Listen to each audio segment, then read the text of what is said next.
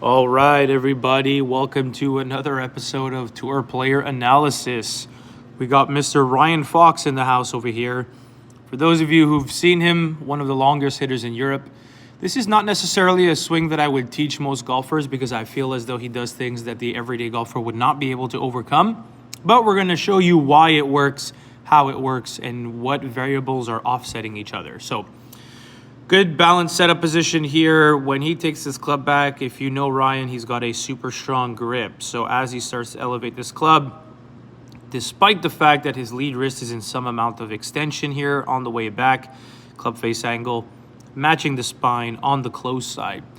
Now, what stands out the most in Ryan's golf swing to me is the fact that he is not somebody who has a massive hip turn all the way to the top. He's got a little bit of a pelvic rotation, but it's not a big quantity. So what ends up happening is his hands stay out in front of him for a very long time.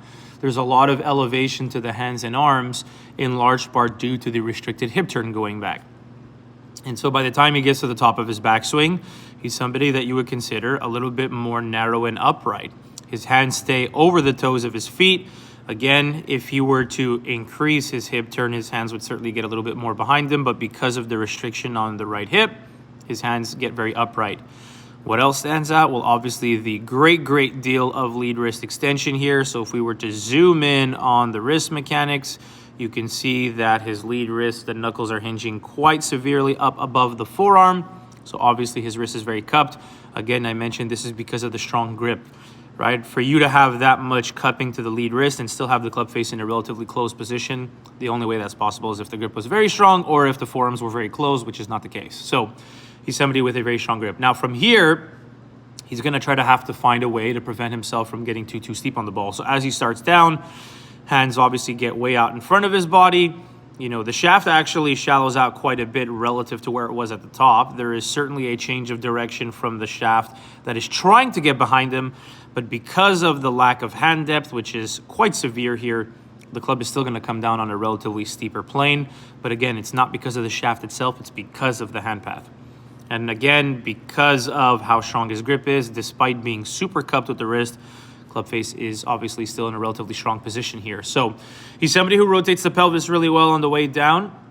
There's going to be a lot of side bend and a lot of tilting back with the chest as a way to do two things. Number one, as a way to try to shallow this club out, right? The way in which he takes a steeper pattern with a lack of hand depth and drops that club in is by tilting to the right quite severely with his upper body. So the right shoulder is going to get really low and really down to the right.